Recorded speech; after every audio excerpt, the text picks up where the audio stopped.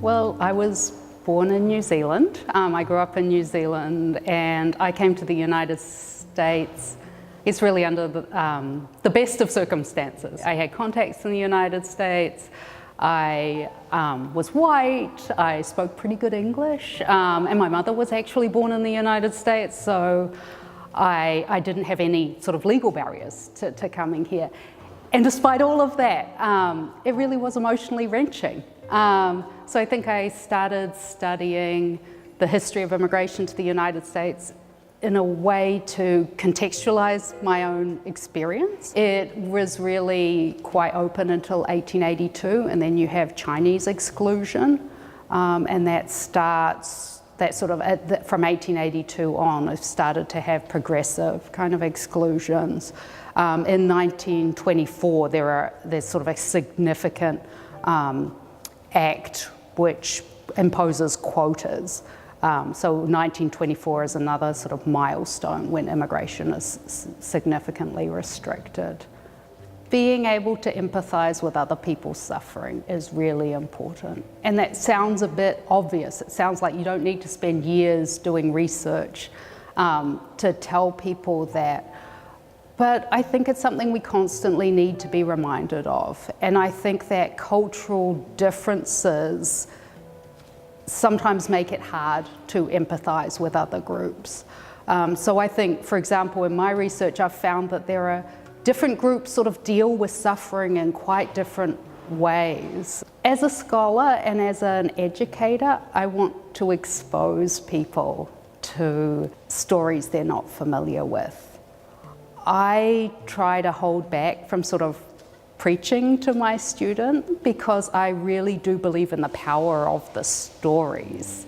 And I'm really happy that there are other people doing other work, but my side of the work is sort of gathering the stories and telling the stories and presenting an analysis of them.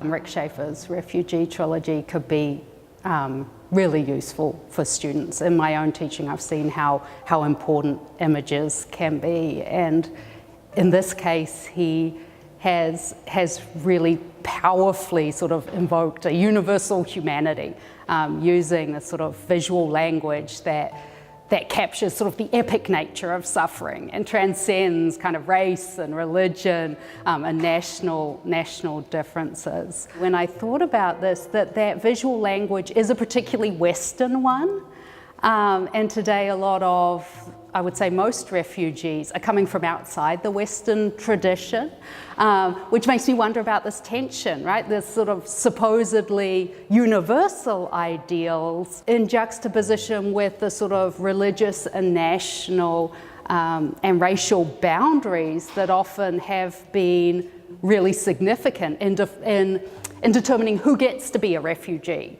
Because refugee is a particular cultural category and a particular legal category. Who gets that status often has been determined by race and religion and nationality. That's been true in the past, and it's still true today. So there's this tension between universal ideals and these categories, these boundaries. I think the pictures are powerful because your first response is, this is something universal, this is something human, this is something epic.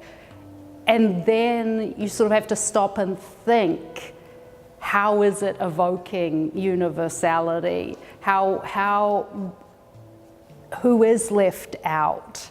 And for me, that sort of gap between what my initial impression was, and then my sort of thoughts once I stopped to analyze it, that was really powerful. The gap that it can have sort of both of those layers, I think, is significant, and I think adds to its power.